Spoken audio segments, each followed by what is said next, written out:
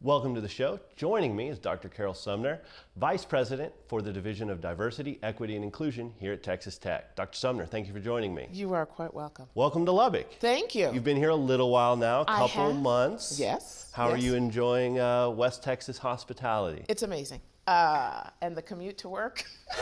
Yes, that's one of the finer points of living out here. When you come from a 45-minute commute, carpooling to well, I stayed on campus when I first got here. It was literally 3 minutes to get almost to the main part of campus, 6 minutes if I were doing a little slower than 20 to go from door to door, literally. Yeah, so here you go. And we also have an NPR station, and people tell me all the time, the stories are too long on NPR for the commute and love it. Exactly. Well, a couple of folks that I've talked to have said when they came here, they had to adjust their commute to work. And one of my new staff, she'd do a regular conversation with her mom, and she's like, well, we're talking on the weekends now because she doesn't have the time to drive in. Books on tape, not quite the same when you get a 6 minutes. You're like, really? I'm hanging on the edge. 6 minutes of listening. So exactly. So for our folks in the community and our viewers, what was your path? How did you get here? Where did you grow up? How did you get here to Texas Well, Tech? someone just asked me this morning, so where's home? And I told them, okay, home, do you clarify kind of that as where I was born? Austin. Where I was raised? Outside of Chicago. Where I came here from? Phoenix, Arizona. And spaces in between, many other states. So I was born in Austin. My mother graduated from Houston-Tillotson College when it was Houston-Tillotson College. And I was born in Austin. We lived there for a few years, and then she moved to Seattle and then moved back. And so from there, she moved to Chicago for a job. She worked for VA Hospital her entire career. So I was raised outside of Chicago, did my undergrad work there, went to Illinois State and moved back home, worked there for a while. I did my undergrad degree in public relations and did a minor in Spanish. And so went back, worked for an elementary school. My husband and I then wound up having our son, and so I worked for United Airlines for a while at O'Hare Airport. And right after we'd gotten married, I wound up saying, you wish for some things, but then you realize probably not the lifestyle I want. You have to work all holidays. It's mandatory overtime. Weekends and holidays, kind of not the thing. And so he needed to finish his degree. And so we moved out to Baltimore, and he wound up doing his undergrad degree there. And so I was a case manager there for about 3.5 years. I did a summer program. I was able to work with my grandmother. I have a plaque in my office from her office. She served in the legislature there for over 50 years, and when she passed, she was still in office. So the plaque on my wall is in recognition of her being the first African American woman to chair a committee for the House of Delegates in Maryland. So I was able to work with her and really understand some of the work that needs to be done in community. He finished, and we had one of these conversations. I try not to mix my faith and my work, but that really is a big part of who I am. And so he was trying to figure out whether to go back to go to seminary or not, and I jokingly said, well, if the man from the school calls, which was not supposed to happen, then we know to go back. And, it was that 1 in a million, 1 in 2 million kind of thing. He called. The dean of the school called, and we had not had any conversation with anybody. And so we moved back. We moved back to Indiana. So we lived in Muncie. And we wound up having our third son while we were there. He then was pastoring another church in Fort Wayne, Indiana. So then we moved to Fort Wayne, Indiana. And then we decided he needs to go to school full time. So then we moved to Xenia, Ohio. And that's where I started working in higher education. And we'd been trying to kind of figure out what I wanted to do, and I knew then that was what I wanted to do. So I started in admissions. So I went from being a stay-at-home mom for about 18 months to working in admissions. We had 3 children under the age of 5. I was traveling. He was in grad school taking 15 credit hours a semester. And all boys. I'm one of 3 boys. Yes. And that's wild. Yes. So we have 3 kids, but the daughter's in between. Oh, sorry. So I thought you had 2 boys and a girl. Well, she hangs tough with her brothers. Okay. And so for a while I was like, stop. They're your brothers. Show them love. I'm an only. So having multiple children. It's a different world. A whole different world. Like, really? They do that to each other? Really, they do. And so he took care of the kids while I traveled. And then I realized I wanted to go from admissions to helping support the students. So I moved into the student support services, tutoring, supplemental instruction, did that for a number of years. He was then assigned a church in Bloomington Normal, Illinois, which is where I'd done my undergrad. So it was kind of this full circle moment to come back. I worked in the registrars for a while. We were there a little over a year. He got moved again. We moved to East St. Louis, Illinois. I'd started my master's degree. And I know this is a long story, but this is how we wind up getting here. I finished my master's degree at Illinois State, but I was working at Washington University in St. Louis, working with the TRIO program there. I happened to go out to Arizona for a conference, a missionary conference, and I do what most of us do as educators. Let me go to this university to visit. So I went to Arizona State to visit. I didn't know a soul. A building had been flooded. The people that were there had been relocated to another building. So I went to the other building, walked in and met this woman, and we started talking. I told her I was looking for the TRIO program, and nobody knew where it was, and she's like, actually, the TRIO program is here. I oversee it. Amazing. She said, what do you do? I work with the tutoring program. She's like, incredibly, our coordinator just resigned. You should apply for the job. So after an hour of meeting with her and meeting with the staff and kind of going on a tour, I called my husband. I was like, you won't believe this. I think this woman is telling me to apply for this job and is serious about it. So we went home. I flew back home. It was Valentine's weekend. Flew back out in March. I was offered the job before I left Arizona. And so we moved to Arizona. And I was at Arizona State for 14 years, did a lot of other things, worked from a coordinator to a senior associate dean. Finished my doctorate there. Our children were in high school at that point. And so to get here, I wasn't looking for anything. I absolutely loved where I was. And again, I tell people, God knows us. So we get lots of emails. Hey, there's this position at this other institution. You should apply. I'd always ignored those. But the woman who was the recruiter, little did I know, called my office and said, hey, I'd like to speak with you. It's timely. Can you call me back? So I'm thinking, oh, crap, I missed something. I didn't call somebody back. And I called her, and she's like, I was calling to talk to you about this job. And I was like, and she started saying, it's a Texas Tech. It's this vice president's position. I said, I don't want a job that's a figurehead job. Too many institutions kind of position, unfortunately, this work as a report to a report without a real portfolio. And I really need to be invested in the work. And she said, well, I sent you an email. And I was like, now she knows I didn't look at her email either. But we talked about it, and she said it's in Lubbock. And I'm like, I don't know where that is. I was going to ask if you knew where you were No headed idea, to. because my life in Texas has been Austin and Dallas. And that's where my mother's family still is. And she said, well, it's in the middle of, this kind of area. The counties are made up of mostly cotton. And I said, well, sounds like Chandler, where we live. She says, lots of open land, again, what I love. And it, obviously in Texas. I said, well, I'm from Texas. And after I looked at the opportunity, I really thought about it, and we applied, went through the process, I was very candid.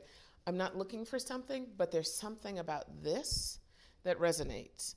And I went through the process, and every person I met, every conversation I had, I knew this was a special place.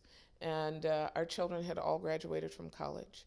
And it was just this moment where I thought, and I talked with my husband, and he says, I think this is what we're supposed to do next. And so here we are, and it's been an incredible opportunity. Wonderful. I love that story because it cuts across so many aspects of what I imagine informs what you do now. Absolutely. Stay-at-home mom, working in registrar, Right. working in admissions, being in really every geographical, cultural location Right. in our country. Right.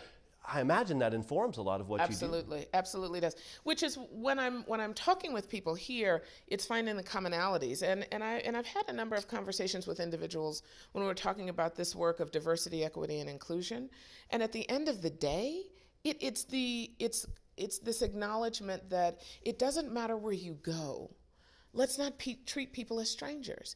And if they are new, let's welcome them as who they are, because I've been that person. So many times. So many times over. And for those who attend a faith-based organization, let me say this. When I would go into my husband's new pastoral assignments, I would never tell people who I was, because I wanted to see how they treated the everyday average person who was walking in the doors of their building for the first time. And if they knew who I was, there might have been a different way of treating me. But I wanted to know, how do you treat someone who's a visitor? Because that is indicative of who the people are authentically. And so that's my goal, and the work that we do is to be able to say, we create spaces. It doesn't matter where you've come from. It doesn't matter where you're going to. What matters is during the time that you're with us, that you recognize that we value you, we celebrate who you are, and we are certainly glad to have you as a part of our team. You came in and 4 days later, yes, a controversy erupts on campus. Absolutely. What was your immediate feeling of wow, what have I stepped into? Or is this like, this is what you came to do? It's what I knew I was prepared to address.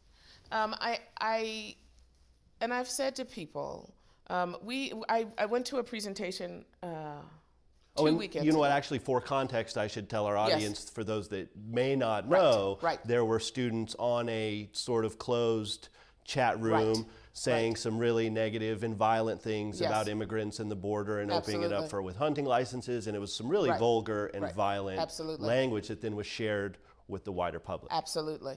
And it grew overnight. So it wasn't something where we were made aware of it that Thursday evening. By Friday morning, it was hitting all kinds of media. I'd come into the office because I was taking headshots that day. So I was wearing red and black, and I'm like, okay, this is 4 days in, this is great. Yeah. We have things to do. When I was made aware of it that Thursday night, my first and immediate response was, we need to meet with the students that are going to be impacted by this, that are members of the communities that are being referenced in this particular message stream.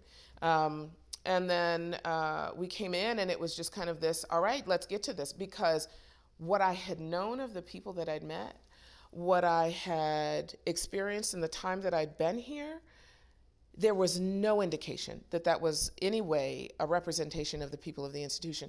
And moreover, the statement that I made and the conversations that I've had at that point and since were to be able to say, do not measure the institution by something that has been shared based on these individuals, because it is not representative of what I know this institution to represent and to stand for.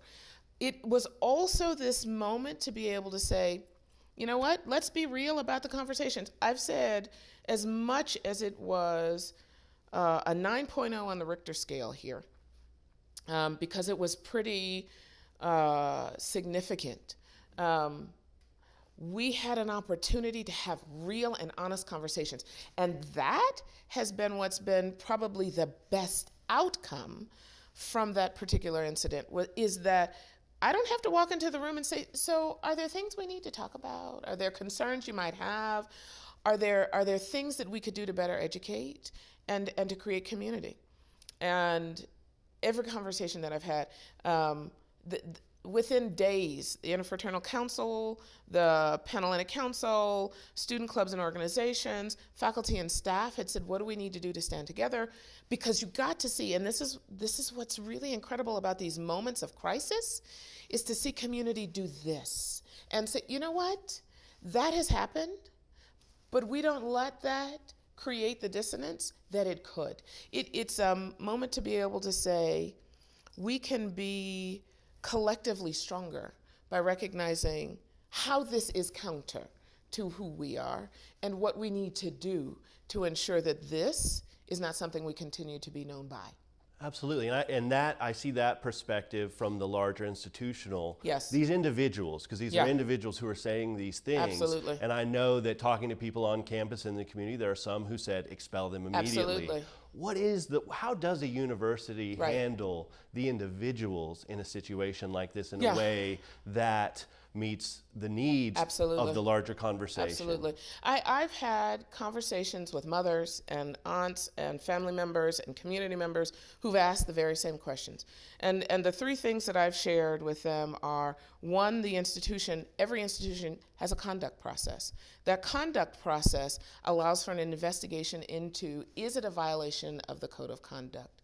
The second part is recognizing that every institution is required to follow Federal Education Rights and Privacy Act, which means we are not in a position to disclose what happens with those individuals, but we can educate the institution, the students in the community about the process, which is why we wanted to meet with those students from the student groups to say, let us tell you what the process looks like so that you don't believe we're trying to cover something up. We can't disclose what's happened to an individual student. But we can talk about the process, that you can be assured that we will look at and examine every part of this process. Those that are charged with doing this, they will do that. We also recognize that we had some that were saying, call the police, have them do these things. Institutions are careful. No, there is this separation because there's a different threshold for the student rights and responsibility process, the conduct process, than what happens in a police investigation. Our threshold is very different. And the institution and the police do not collaborate or share. And I made this point because many individuals asked, would this be different if they were students of color? If they were students of color that had said this, would we hold them to the same standard? And I had to tell them, you do know I'm a black woman. And I'm a parent of 3 students of color. So if anything, I'm all the more focused on ensuring that the process is what it should be regardless of who they are. Because we can't differentiate and say, well, these students, we're going to do this way and we're going to treat them this way.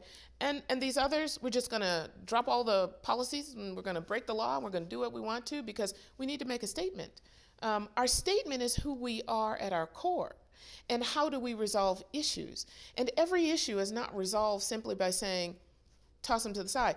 What I've said to individuals is, if you've ever had a relationship or will ever have a relationship, sometimes those relationships can get pretty gnarly. And if we practiced our relationship as something, you know what, we had a difficult conversation, I'm walking away, we'd never have one. And so I think what I've asked the students to do that we've been meeting with is to, yes, recognize that incident is that incident. What I'm asking them to do is look at who we are as a community and how do we move forward, because that cannot be what defines us. That can't be what defines us as an institution or a community or members of Greek organizations or members of any other part of an identity group. But it allows us to be real and move forward. So diversity, equity, Yes. inclusion. Absolutely. These are things that our country has grappled with Yes. since the beginning. Right. And now there's sort of a heightened microscope on these issues in Absolutely. pop culture, on college campuses. Absolutely. What do you feel that your office, your division, needs to be involved in? What's Sure. the vision of how that fits in, not only to the conversation here in Lubbock and on the campus of Texas Tech, Sure. but the larger role it plays is preparing these students Absolutely. to then enter into that world?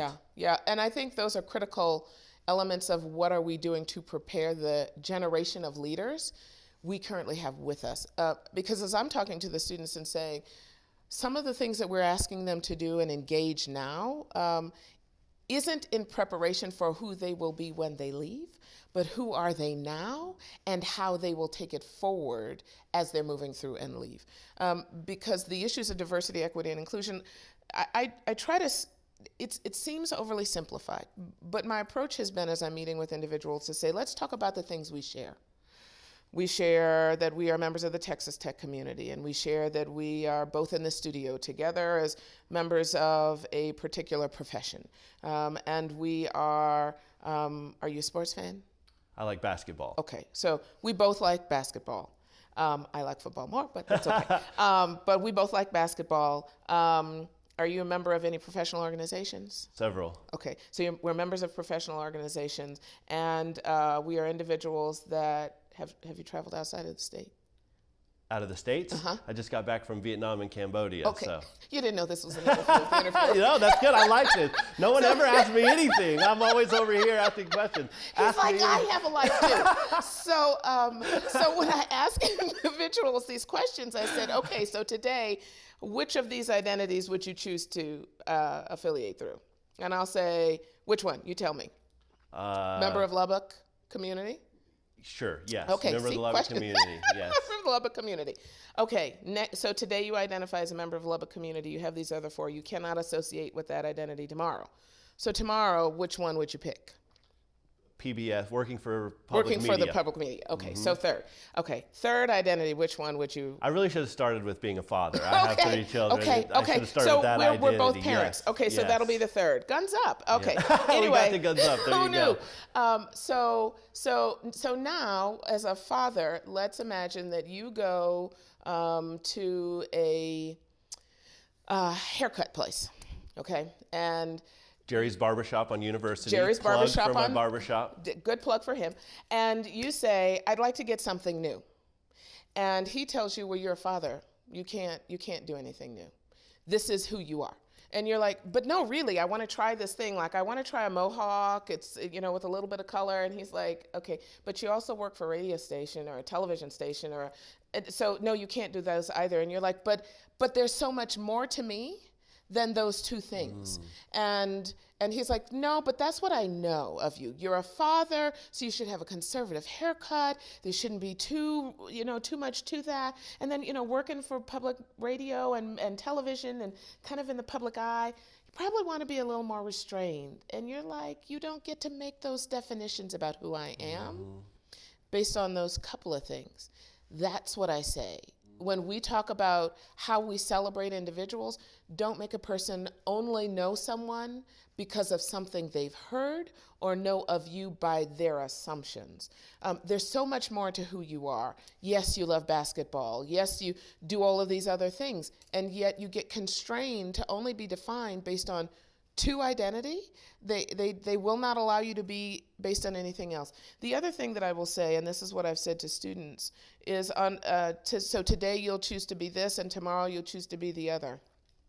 Is that how you want to walk into a building? So today you get to be a part of this community.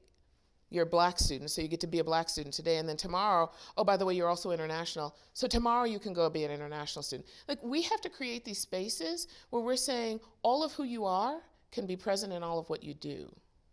And those are going to be important pieces of the work as we move forward. To me, that's diversity.